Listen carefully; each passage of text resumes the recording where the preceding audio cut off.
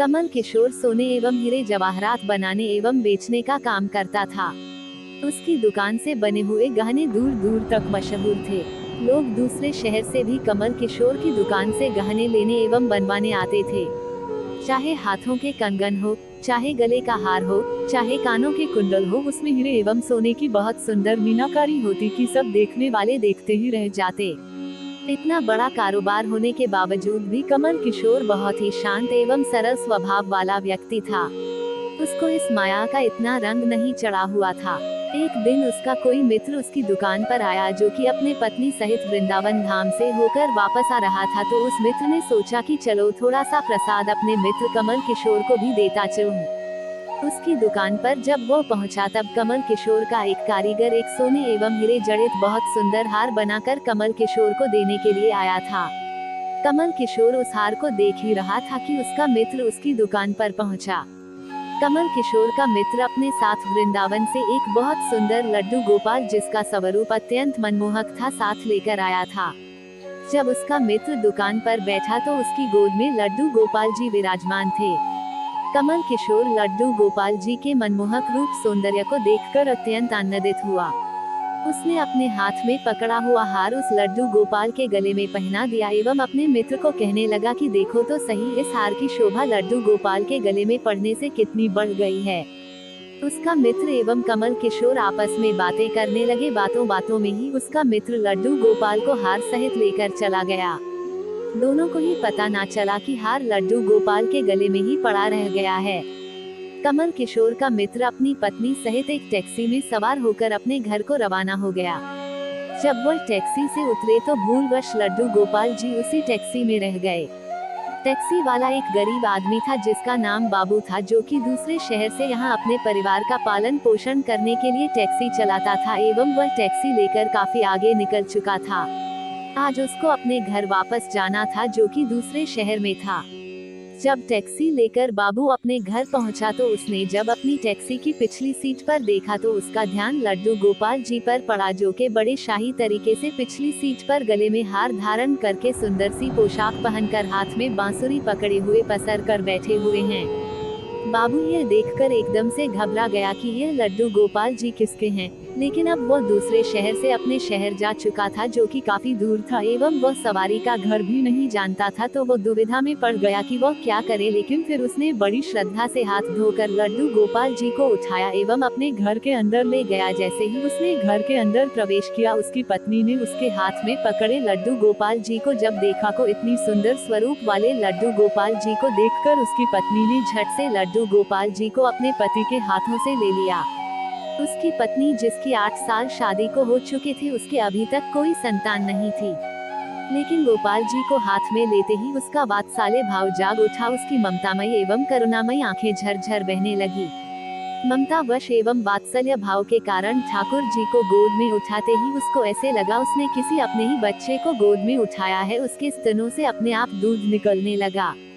अपनी ऐसी दशा देखकर बाबू की पत्नी मालती बहुत हैरान हुए। उसने कसकर गोपाल जी को अपने सीने से लगा लिया एवं आंखों में आंसू बहाती बोलने लगी, अरे बाबू, तुम नहीं जानते कि आज तुम मेरे लिए कितना अमूल्य रत्न लेकर आए हो।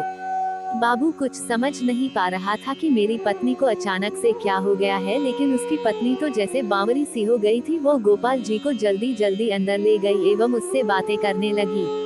अरे लाला, इतनी दूर से आए हो, तुम्हें भूख लगी होगी। एवं उसने जल्दी जल्दी मधु एवं घी से बनी च्यूरी बनाकर एवं दूध गर्म करके ठाकुर जी को भोग लगाया।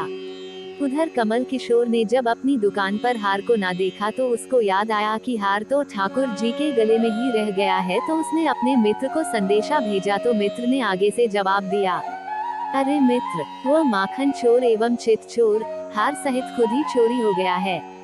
मैं तो खुद इतना परेशान हूँ। कमल किशोर अब थोड़ा सा परेशान हो गया कि इतना कीमती हार ना जाने कहाँ चला गया। मुझे तो लाखों का नुकसान हो गया, लेकिन फिर भी अपने सरल स्वभाव के कारण उसने अपने मित्र को कुछ नहीं कहा एवं उसने अपने मन में सोचा कि कोई बात नहीं, मेरा हार तो ठाकुर जी के ही अंग लगा है। अगर मेरी भावना सच्ची है तो ठाकुर जी उसको पहने रखें। उधर बाबू एवं उसकी पत्नी मालती दिन रात ठाकुर जी की सेवा करते। अब तो मालती एवं बाबू को लड्डू गोपाल जी अपने बेटे जैसे ही लगने लगे। लड्डू गोपाल जी की कृपा से अब मालती के घर एक बहुत ही सुंदर बेटी ने जन्म लिया। इन सब बातों का श्रेय वह लड्डू गोपाल जी को देते कि ये हमारा बेटा है एवं अब हमारी बेटी हुई है, अब हमारा परिवार पूरा हो गया। मालती लड्डू गोपाल जी को इतना स्नेह करती थी कि रात को उठ उठ कर देखने जाती थी कि लड्डू गोपाल जी को कोई कष्ट तो नहीं है। ऐसे ही एक दिन कमल किशोर व्यापार के सिलसिले में दूसरे शहर आना पड़ा। यहाँ पर बाबू रहता था, लेकिन दुर्भाग्यवश जब वो उस शहर में पहुंचा तो अचानक से इतनी बारिश शुरू हो गई कि कमल किशोर को जहां पहुंचना था वहां पहुंच ना सका। एवं तब वहां बाबू अपनी टैक्सी लेकर आ गया एवं उसने परेशान कमल किशोर को पूछा, बाबूजी आप यहाँ क्यों खड़े हो, बारिश तो रुकने वाली नहीं एवं सारे शहर में पानी भरा हुआ है, आप अपनी मंजिल तक ना पहुँच पाओगे एवं ना ही कहीं एवं रुक पाओगे, मेरा घर पास ही है, अगर आप चाहो तो मेरे घर आ सकते हो। कमल किशोर जिसके पास सोने एवं हीरे के काफी गहने थे, वो अनजान टैक्सी वाले के साथ जाने के लिए थोड़ा सा घबरा रहा था, लेकिन उसके पास एवं कोई चारा भी नहीं था एवं वह बाबू के घर उसके साथ टैक्सी में बैठकर चला गया। घर पहुंचते ही बाबू ने मालती को आवाज दी कि आज हमारे घर मेहमान आए हैं, उनके लिए खाना बनाओ। कमल किशोर ने देखा कि बाबू का घर एक बहुत छोटा सा लेकिन व्यवस्थित ढंग से सजा हुआ है। घर में अजीब तरह के इत्र की खुशबू आ रही है जो कि उसके हृदय को आनंदित कर रही थी। जब मालती ने उनको भोजन परोसा तो कमल किशोर को उसमें अमृत जैसा स्वाद आया। उसका ध्यान बार बार उस दिशा की तरफ जा रहा था जहां पर ठाकुर जी विराजमान थे। वहां से उसको एक अजीब तरह का प्रकाश नजर आ रहा था। तो हार कर कमल किशोर ने बाबू को पूछा कि अगर आपको कोई ऐतराज ना हो तो क्या आप बता सकते हो कि उस दिशा में क्या रखा है, मेरा ध्यान उसकी तरफ आकर्षित हो रहा है। तो बाबू एवं मालती ने एक दूसरे की तरफ मुस्कुराते हुए कहा कि वहाँ पर तो हमारे घर के सबसे अहम सदस्य लड्डू गोपाल जी विराजमान है। तो कमल किशोर ने कहा, क्या मैं उनके दर्शन कर सकता हूँ? तो मालती उनको उस कोने में ले गई जहाँ पर लड्डू गोपाल जी विराजमान थे।